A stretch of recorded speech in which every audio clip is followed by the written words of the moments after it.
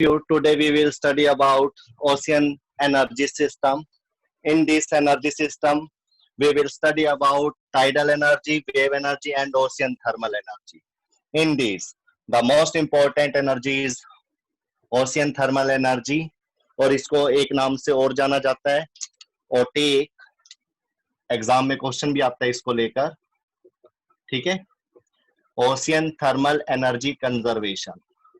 आप लिख सकते हो इसकी फुल फॉर्म ओशियन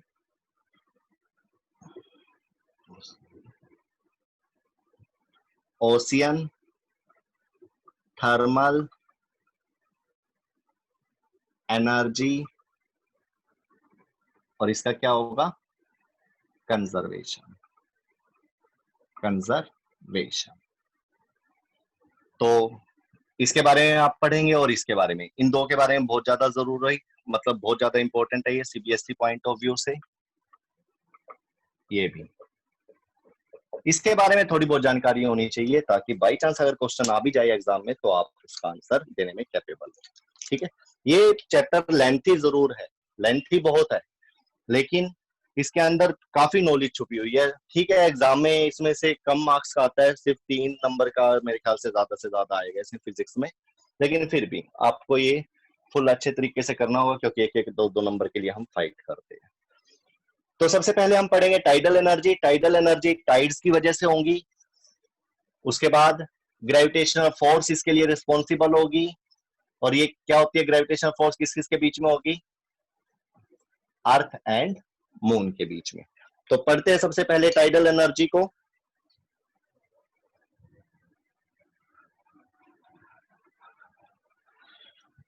कैसे ये ग्रेविटेशनल फोर्स लगती है मून के द्वारा, मून की वजह से अर्थ के ऊपर, और कैसे उसका पानी एक तरह से रेज हो जाता है, हाइट ले लेता है. ठीक है, तो इसके लिए आप डायग्राम भी बनाएंगे. ओके, तो कैसे? सबसे पहले आप इस तरह से यहां पर इस तरह से एक डैम का लुक दीजिए. ठीक है, डैम का लुक दे दिया ऐसे. उसके बाद यहाँ पे बीच में गेट और ये स्पेस बना दीजिए थोड़ा. ये सारा का सारा आपने कंक्रीट का बना रखा है.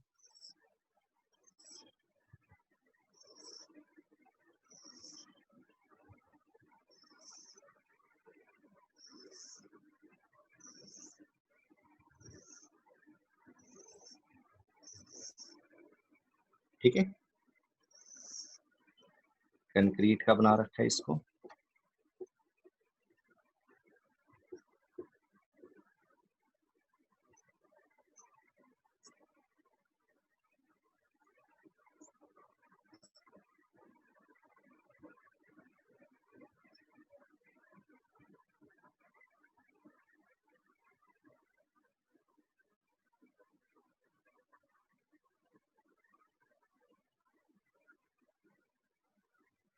इस तरह से आप इसकी कंस्ट्रक्शन करेंगे,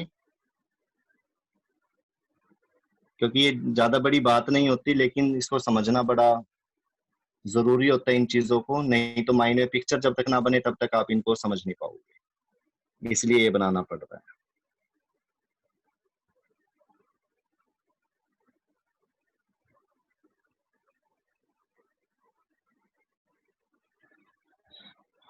ठीक है, इसी तरह से इधर ये कंक्रीट का आपने डैम बना दिया. कहां पर? सी के अराउंड. यहाँ पर सी लेवल ले लीजिए आप. पानी होता है ना समुद्र में, यस, सी. क्या होता है? यहाँ पर लेंगे आप टरबाइन. टरबाइन जनरेटर फिट करेंगे इस एरिया में, गेट बनाकर यहाँ पर ये गेट बना दीजिए, और यहाँ पर आप टरबाइन फिक्स कर लीजिए. Turbine you know very well कैसे, इस तरह से लगे हुए होते हैं. ये फैन की शेप में ब्लेड होते हैं इनके पास. टरबाइन, इसके साथ आप क्या करते हो? डायनेमो वगैरह वगैरह क्या करते हो? कनेक्ट कर देते हो. ठीक है, डायनेमो.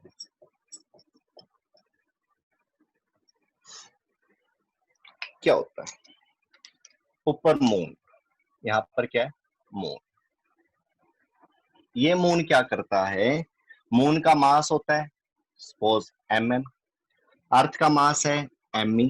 9th क्लास में आपने पढ़ा था जो force of gravitation, force of attraction होती है वो क्या होती है, G me upon r square.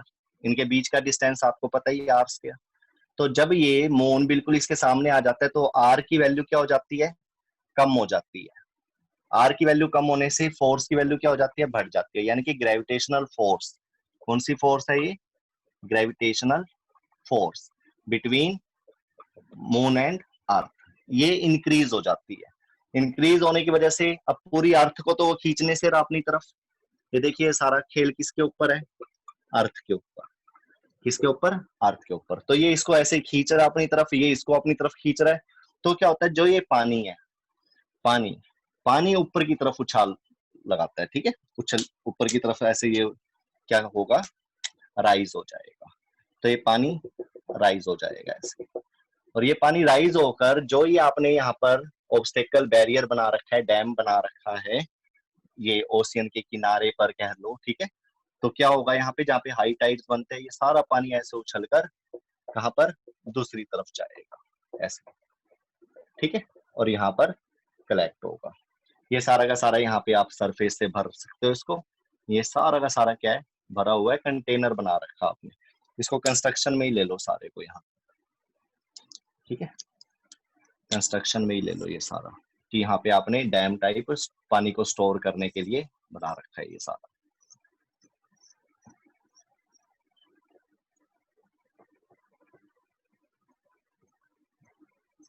इस तरह से तो ये पानी सारा का सारा यहाँ पर कलेक्ट होगा। कलेक्ट क्या होगा, बस कलेक्ट होते ही वो यहाँ से आना शुरू कर देगा। यानी कि यहाँ से पानी सारा का सारा इस तरफ, काफी टाइड्स बनते हैं, जैसे रेज होता है ये पानी, ठीक है, और उसके बाद लो टाइड्स बन के वापिस नीचे आ जाता है, ठीक है। कौन से पाथ से, इस पाथ से ये सारा का सारा पानी वापिस सी के अंदर। तो इस तरह से हाई टाइड और लो टाइड बनते हैं, जिसकी वजह से क्या हो जाता है, आपके जो ये टरबाइन है ये रोटेट करेंगे, रोटेशन होगा टरबाइन का, और you know very well rotation होने से क्या होगा, डायनेमो वर्किंग करेगा और इलेक्ट्रिसिटी जनरेट हो जाएगी, इलेक्ट्रिसिटी जनरेट हो जाएगी। लेकिन ये होगा कहां पर, जहां पर ओशियंस होंगे, ठीक है, वहां पर ये होगा। और इस तरह से आप देख सकते हो कैसे ग्रेविटेशनल फोर्स की हेल्प से टाइड्स बनते हैं, और टाइड से क्या होता है, हम उसका यूज करके इलेक्ट्रिसिटी जनरेट करते हैं। तो ये था टाइडल एनर्जी, ठीक है। आफ्टर दैट सेकंड आप पढ़ेंगे ओटेक के बारे में। हेडिंग लिख देता हूं मैं यहाँ पर, टाइडल एनर्जी। क्या उसकी वर्किंग थी आपके सामने है, ठीक है, कौन सी फोर्स, कैसे बनते हैं, हाई राइज से लो टाइड बनते हैं यहाँ पर, ये लो टाइड हो जाता है फिर, ठीक है, पहले हाई फिर लो टाइड बन के वापिस आता है पानी नीचे। तो ज्यादा अभी इससे ज्यादा डिटेल मेरे ख्याल से 10th में आपको पढ़ना ठीक नहीं रहेगा। क्वेश्चन आना होगा तो बस इसके अंदर से ही आ जाता है। Next OTEC, ocean thermal energy conservation. उसमें क्या होता है उसके बारे में भी आप पहले से तो जानते ही हो, स्टीम को हैवी करना आता है आपको, लेकिन इसके अंदर भी आप क्या करोगे, उसको थोड़ा सा डिटेल स्टडी पढ़ोगे आप ओटेक के बारे में। ये क्या होता है, ये भी ओशियंस में ही लगाया जाता है। किस में लगाया जाता है, ओशियंस में, ओटेक। वैसे आप इसको ओशियन थर्मल एनर्जी भी बोल देते हो, ठीक है, ओशियन थर्मल एनर्जी बोल सकते हो, नहीं तो ओशियन थर्मल एनर्जी कंजर्वेशन ये भी बोल सकते हो, ठीक है। क्या होता है इसके अंदर, इसके अंदर आप ओशियंस के बीच में मतलब है कहीं भी ओशियंस के मतलब ऊपर सरफेस पे आसपास ये सारा का सारा प्लांट लगाते हो। क्या होता है इस प्लांट में, इस प्लांट में सबसे पहले सुनिए, इस प्लांट में हम करते क्या है, किस चीज को लिया जाता है, जैसे आपके पास सी होता है, सी वाटर होता है, सी वाटर में क्या होता है, ये लीजिए सी वाटर, कुछ मीटर तक 80 मीटर या 100 मीटर तक आप लगा लीजिए, सन की वजह से, सन की वजह से ये सारा का सारा पानी गर्म हो जाता है, हॉट वाटर हो जाता है। रेड कलर का जो ये दिखा रखा है ये सारा हॉट वाटर है, किसका, सी का। और इसका टेम्परेचर नियर अबाउट हो जाता है 25 डिग्री सेल्सियस से 30 डिग्री सेल्सियस तक, ठीक है। उसके बाद नीचे वाला जो ये पानी होता है, आफ्टर 100 मीटर पानी का जो टेम्परेचर है वो कम होता है, ठीक है। 100 मीटर से बुक में दे रखा है, 800 मीटर तक चले जाओ, कोल्ड वाटर मिलेगा आपको। क्या मिलेगा, कोल्ड वाटर। यहाँ पर क्या मिलेगा, हॉट वाटर। तो ऊपर जो सरफेस के ऊपर, सी के सरफेस के ऊपर जो पानी होता है वो हॉट होता है। दूसरा और क्या पता है इसके बारे में आपको, साल्टी वाटर होता है। ये कैसा होता है, साल्टी वाटर। यू नो पहले से ही गर्म है 25 से 30 डिग्री सेल्सियस, और साल्टी वाटर यानी कि नमक है इसके अंदर, NaCl। तो जो ये पानी अगर आप इसको वैसे ही नॉर्मल अगर गर्म करने की कोशिश करोगे तो थोड़ा सा आपको हीट एनर्जी देना पड़ेगा और ये बॉयल करने लग जाता है, ठीक है। तो अब ये 100 डिग्री सेल्सियस पर नहीं उबलने वाला। पहली बात तो 30 डिग्री ये पहले से ही है, और साल्टी वाटर होने की वजह से 100 से इसका कम आ जाएगा टेम्परेचर, नियर अबाउट कह लो 70 टू 80 डिग्री सेल्सियस। इतने डिग्री सेल्सियस पर अब ये पानी उबलने लग जाएगा और स्टीम बना देगा। फिर आपने इस साल्टी वाटर के अंदर जो सी वाटर है इसके अंदर एक चीज और ऐड करनी है, और वो क्या है, अमोनिया। क्या बेटा, अमोनिया। अमोनिया क्या होता है, NH3, ठीक है, NH3। अभी साल्टी वाटर करा था, हैवी स्टीम बनती है, बॉइलिंग पॉइंट कम हो जाता है, ठीक है, बॉइलिंग पॉइंट कम हो जाता है। देखिए पहले ज्यादा था, अब कम हो गया, कब, नमक डालने से। अब अमोनिया डालने से बॉइलिंग पॉइंट और कम हो जाएगा, और स्टीम और ज्यादा हैवी बन जाएगी, हैवी स्टीम बनेगी और ज्यादा। लेकिन अब इसका जो टेम्परेचर है, बॉइलिंग टेम्परेचर है, वो 70-80 के बजाय कितना आ जाएगा, 50 टू 60 डिग्री सेल्सियस आ जाएगा सर। कितना आ जाएगा, 52 डिग्री 60 डिग्री। तो सोचकर देखिए, कहाँ आप 0 डिग्री सेल्सियस वाला या मान लो 5 से 6 डिग्री सेल्सियस वाले पानी को गर्म करते हो 100 डिग्री सेल्सियस पे, और तब जाके स्टीम बनती थी। तो कितना फ्यूल लगेगा आपको इसको करने में, काफी मेहनत करनी पड़ती है, काफी एनर्जी देनी पड़ेगी, चाहे केमिकल एनर्जी क्यों। और इधर देखिए पहले से ही इतना गर्म है, और साथ में अमोनिया को डालकर क्या कर दिया, 50 डिग्री से 60 डिग्री सेल्सियस इसका बॉइलिंग पॉइंट कर दिया। तो यहां से आप इसकी स्टीम बनाएंगे। अब करते हैं इसकी डिजाइन। इसी पानी को प्लांट बनाते हैं एक। सबसे पहले इस प्लांट में यहाँ पर इवेपोरेटर लगाएंगे। इवेपोरेटर क्या होता है, ये हीट एक्सचेंजर होता है। इसके अंदर आप इस सी वाटर को डालेंगे, और सी वाटर के अंदर आपको पता है वाटर प्लस नमक प्लस अमोनिया, ये तीनों चीजें इसके अंदर है, ठीक है। जिसकी वजह से 25 डिग्री सेल्सियस टेम्परेचर भी पहले से ही है, 25 डिग्री से 30 डिग्री सेल्सियस। तो इवेपोरेटर के अंदर कंप्रेस किया जाता है। क्या किया जाता है, कंप्रेस। जलाना नहीं है, गर्म नहीं करना इसको। आपको पता होना चाहिए दबाने पर भी हीट जनरेट होती है, प्रेशर जनरेट या प्रोड्यूस हीट। पता है इस चीज का आपको? अगर आप किसी को ऐसे दबाओगे तो आप महसूस करोगे कि गर्म हो जाती है वो चीज। इसका एग्जांपल देता हूं मैं, लोहे का टुकड़ा लो, उस पर हथौड़ा मारो, हथौड़ा मारने के बाद हटा के देखो, आप वहां पे टच करके देखो, आपको गर्म लगेगा, टेम्परेचर आ जाता है। कब आया वो, प्रेशर लगाने से। क्या लगाने से, प्रेशर। तो प्रेशर लगाने से इसका टेम्परेचर बढ़ेगा। तो यहाँ पर एक चीज करेंगे, कंप्रेस करेंगे। इस इवेपोरेटर में क्या करा जाता है, कंप्रेस किया जाता है। कंप्रेस करने से इसका जो ये 25 से 30 डिग्री सेल्सियस था, इसका टेम्परेचर बढ़ जाएगा near about 50 to 60 degree Celsius, जिसकी वजह से जो ये पानी आपने ले रखा है ये हैवी स्टीम बनाएगा। क्या बनाएगा? Heavy steam. और इस स्टीम से आप क्या करोगे, यहां पर मैं रफ कर देता हूं यहां से।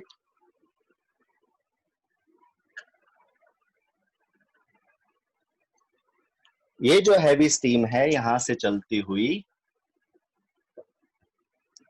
यहां पर आप बनाएंगे अब टरबाइन। क्या बना देंगे? टरबाइन बना देंगे। टरबाइन पता ही है आपको किस तरह से बनती है। ब्लेड होते हैं इसके अंदर, और जब हैवी स्टीम इसके ऊपर लगेगी तो ये क्या होएगा? रोटेट होएगा। ठीक है। इसके एक्सल के साथ आपने क्या कर देना है? जनरेटर या डायनेमो को कनेक्ट कर देना है। डायनेमो। ठीक है। तो इस तरह से ये हैवी स्टीम इसको घुमाएगी और डायनेमो से आप इलेक्ट्रिसिटी ले सकते हो, इलेक्ट्रिक एनर्जी प्रोड्यूस कर सकते हो, इलेक्ट्रिसिटी मिल जाएगी। उसके बाद जो ये स्टीम है इसके अंदर देखो हमारा अमोनिया भी डला हुआ है ना, यस और नो, और टेम्परेचर भी इसका ज्यादा था। तो आप इसी पानी को दोबारा से क्या करेंगे? कंडेंस करेंगे। यहाँ पे कंडेंसर लगा दोगे। क्या लगा दोगे? कंडेंसर। कंडेंसर क्या होता है? कंडेंसर होता है जो आपकी गर्म पानी, गर्म स्टीम थी उसको ठंडा कूल कर दीजिए। कूल करके यानी कि आप उसकी स्टेट को चेंज कर सकते हो। गैस था, गैस से लिक्विड कर सकते हो, उसको बोलते हैं कंडेंस करना। ठीक है। तो ये कंडेंसर, कंडेंसर में मतलब कोई कूल चीज होती है, कूलेंट डाला जाता है, ठंडी चीज डाली जाती है, जिससे जो ये गर्म हवा आ रही है ये सारी की सारी क्या हो जाए?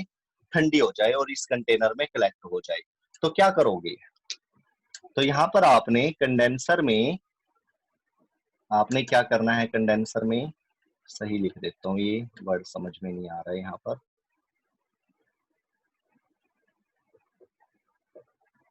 कंडेंसर, इस कंडेंसर में इस पानी को भूल जाइए, गर्म पानी को। ये जो नीचे पानी है कोल्ड वाटर, कौन सा? कोल्ड वाटर, ये आप यहां पर इसमें डाल दोगे। कौन सा? जो 800 मीटर बहुत नीचे था ठंडा पानी। ठीक है। वो ठंडा पानी इसके अराउंड होगा, तो जो ये स्टीम आएगी ये सारी की सारी क्या हो जाएगी? कूल डाउन हो जाएगा। क्या हो जाएगा? Cool down. कूल डाउन और लिक्विड बन जाएगा। उसके बाद यहां से फिर दोबारा से पाइप लीजिए आप और यहां पर लगा दीजिए पंप। क्या लगा दीजिए? पंप लगा दीजिए। ये मैं खत्म कर रहा हूं यहां से इसको। पंप लगा दीजिए। इस पंप के जरिए ये पानी दोबारा से कहां पर पहुंचाना है आपने? इवेपोरेटर में। क्यों? क्योंकि इसके अंदर पहले से ही अमोनिया मिक्स है। ठीक है। बार बार अमोनिया नहीं हम डाल देंगे तो वही बात है, इतना ही खर्चा हो जाएगा, इतने की इलेक्ट्रिसिटी बनेगी। तो इस तरह से आपने क्या करना है? सी वाटर से पहले से ही टेम्परेचर वाला पानी ले लिया, साल्टी वाटर ले लिया, दोनों चीजें बच गई। तीसरा अमोनिया मिक्स कर दिया। उसके बाद आपने कंप्रेस यानी कि जलाना भी नहीं है, किसी चीज को गर्म भी नहीं करना, बॉईल भी नहीं करना, आपने यहाँ पे क्या करा? प्रेशर से हीट को जनरेट करा यानी कि कंप्रेस करके। और वो हैवी स्टीम से आपने टरबाइन चलाया, डायनामो से इलेक्ट्रिसिटी ले ली, और उसके बाद दोबारा से इसी स्टीम को किसमें? कूल कर दिया कंडेंसर की हेल्प से। ठीक है। यहाँ पर कूल डाउन हो गया, और कूल डाउन करने के बाद पंप की हेल्प से वापस दोबारा से आपने इसको किसमें दे दिया? इवेपोरेटर में दे दिया। ये प्रोसेस ऐसी चलती रहेगी, लेकिन इसमें बहुत कम एनर्जी आपको क्या होती है? मिलती है, और ये कुछ ही जगहों पर हो सकती है, इसलिए इसका इतना ज्यादा यूज भी नहीं है। तो ये था ओटेक। इन दोनों पावर प्लांट में, टाइड्स वाले में और इसमें, कहीं पे कोई दिक्कत हो तो आप पूछ सकते हो। उसके बाद थर्ड है वेव एनर्जी। चलो लास्ट में पूछ लें।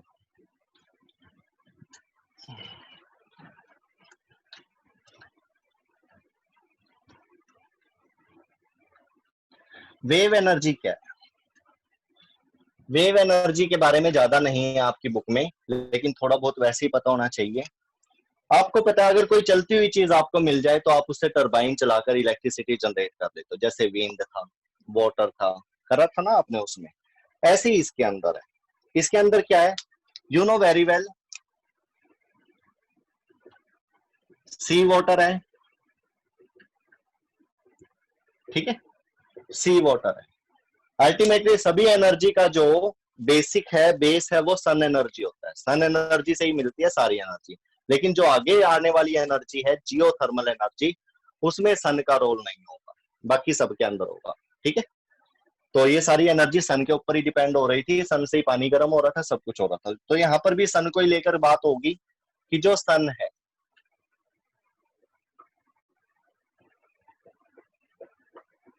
सन से जो हीट रेडिएशन इसके ऊपर डल रही है, कौन सी, इंफ्रारेड। कौन सी, इंफ्रारेड। मैंने आपको इसके बारे में पहले ही बताया था।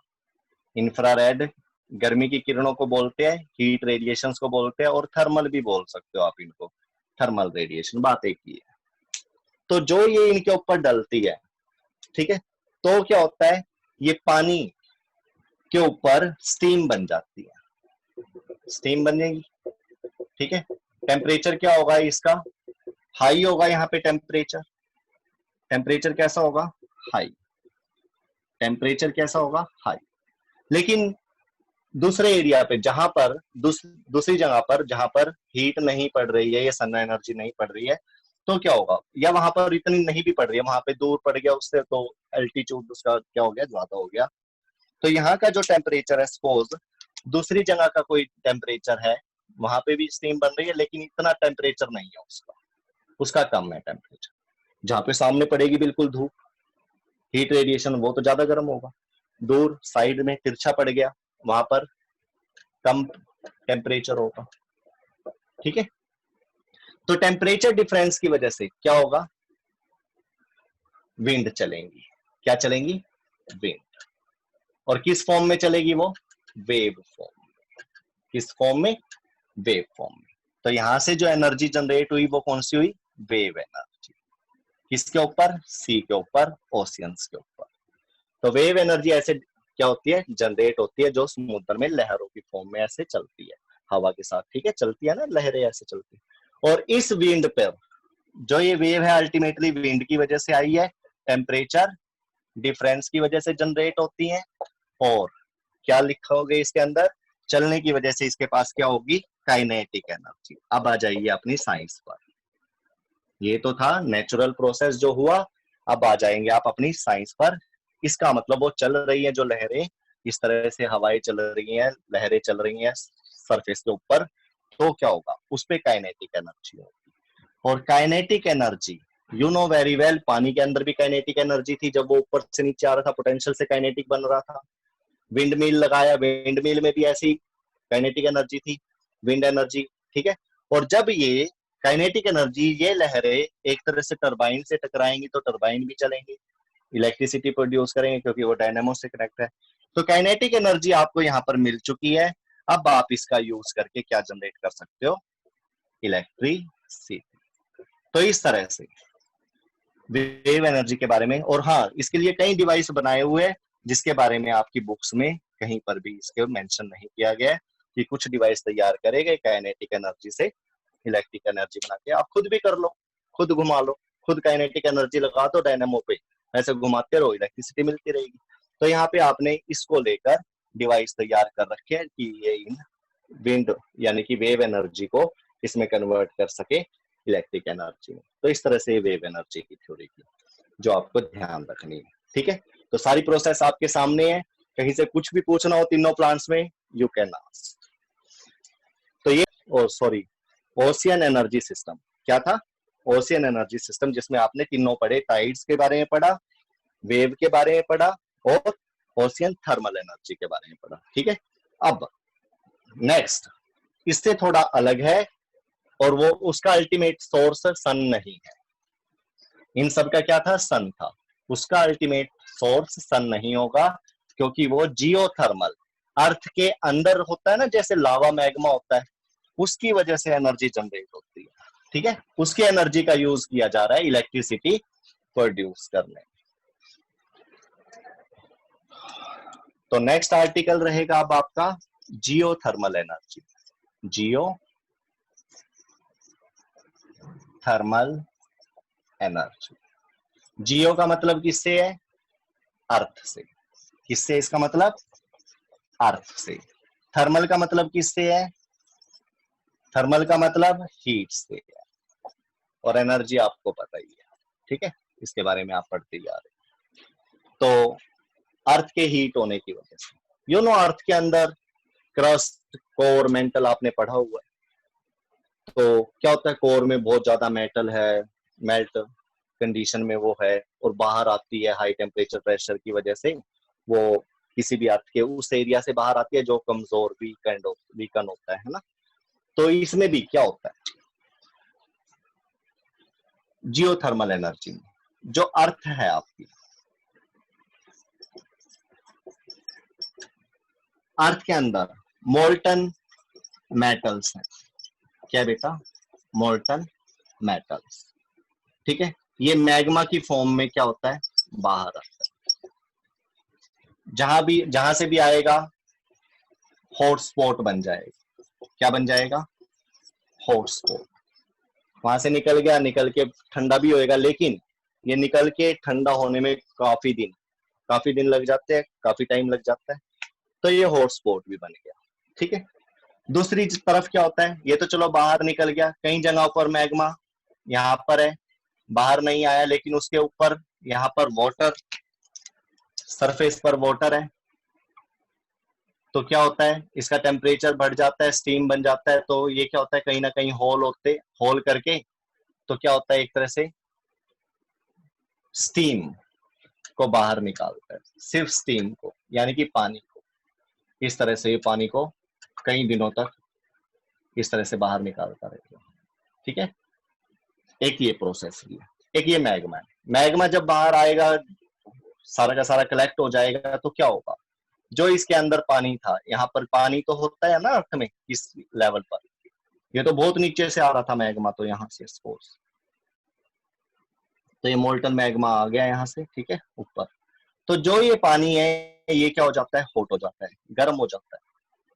बहुत ज्यादा गर्म होगा मैग्मा है, देख लीजिए, बहुत ज्यादा गर्म, जिससे क्या होता है, स्टीम बनती है। क्या बनती है? स्टीम। और मैग्मा जमने से, देखो जमने से ये तो रॉक की शेप में आ जाएगा। यहाँ पर रॉक की शेप में आने के बाद यहाँ पर होल बन चुका है बहुत बड़े लेवल पे, और कहीं ना कहीं पर यहाँ पर ये स्टीम क्या होती है, रॉक्स में कलेक्ट हो जाती है। क्या हो जाती है? कलेक्ट हो जाती है स्टीम, वाटर की स्टीम कलेक्ट हो जाएगी, स्टीम।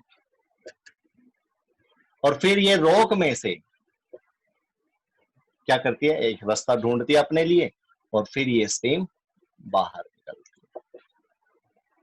यू नो, स्टीम के पास बहुत ज्यादा फोर्स होती है, काइनेटिक एनर्जी होती है, और इसका यूज करके क्या करा जाता है, इलेक्ट्रिसिटी जनरेट करी जाती है। तो वही चीज आ जाती है सारी चीजों में, बस इसका ultimate source of energy sun नहीं है, क्योंकि ये अर्थ के टेम्परेचर, हाई टेम्परेचर और हाई प्रेशर की वजह से हुआ है। यहाँ पर सन की वजह से कोई भी प्रोसेस।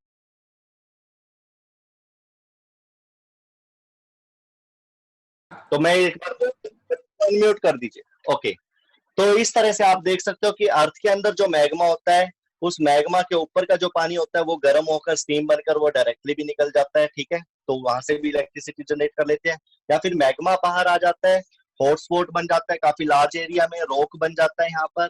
उस रॉक के अंदर ये क्या होती है, स्टीम कलेक्ट हो जाती है, और ये स्टीम फिर क्या होती है, काफी फोर्स और काइनेटिक एनर्जी के साथ बाहर निकलती है, और आप इससे क्या कर सकते हो, इलेक्ट्रिसिटी जनरेट कर सकते हो। सारा खेल किसका है, स्टीम। स्टीम के पास क्या होता है, high pressure, force, kinetic energy. उसी का यूज करके आप क्या करते हो, टरबाइन को मूव करवाते हो, रोटेट करवाते हो, और इलेक्ट्रिसिटी जनरेट कर देते हो।